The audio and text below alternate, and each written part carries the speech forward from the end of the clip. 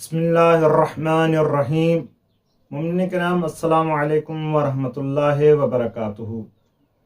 والدین کی عظمت و فضیلت کے بارے میں ایک واقعہ ملتا ہے کہ ان کے قول اور فعل کا کتنا مقام ہے۔ کہ ملتا ہے کہ ایک نوجوان کی وفات ہوتی ہے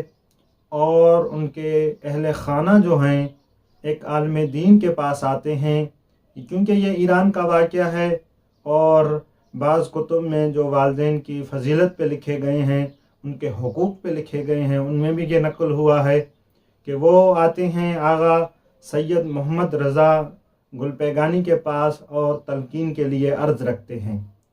تو سید فرماتے ہیں کہ جب میں اس بندہ مومن کی تلقین پڑھنے کے لیے گیا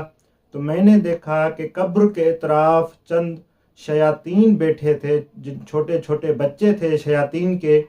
جو اس میت کو گمراہ کر رہے تھے۔ جب بھی میں یہ جملہ عرض کرتا اسمع افہم، تو اس شخص کو کچھ بھی سنائی نہ دیتا، حتیٰ کہ پوری تلقین میں اس شخص نے کچھ نہیں سنا جو مر چکا تھا۔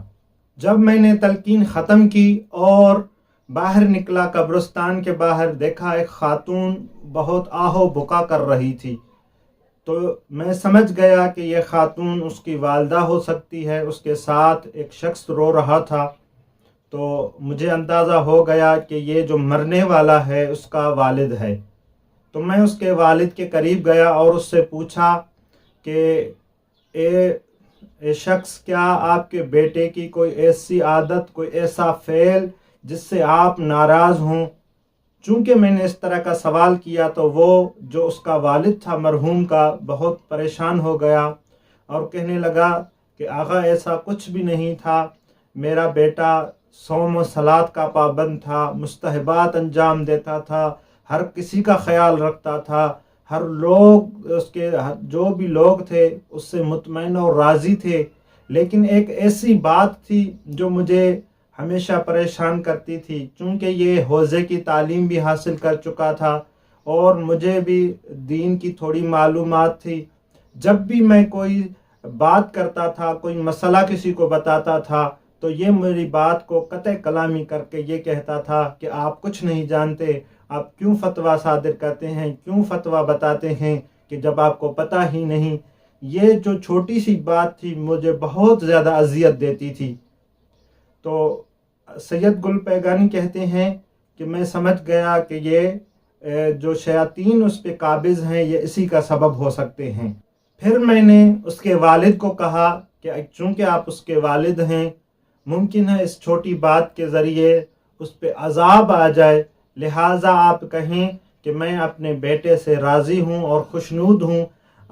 سید کہتے ہیں کہ میں نے یہی کلمہ 3 بار اسے دہروایا اس کے والد سے، اور دل سے اس کے والد نے اسے جب معاف کیا۔ پھر میں جب دوبارہ تلقین پڑھنے گیا تو شیاطین وہاں سے ہٹ چکے تھے۔ جب دوسری تلقین میں پڑھ رہا تھا تو وہ سمجھ بھی رہا تھا، سن بھی رہا تھا، اور حتیٰ کہ اتنی دیر ہو گئی کہ امیر المؤمنین کی وہاں پہ قبر میں آمد ہوئی تو امیر المؤمنین نے کہا کہ اے سید، اب ہماری امانت ہے، اب جا سکتے ہیں۔ سید نے کہا میں وہاں سے چلا گیا۔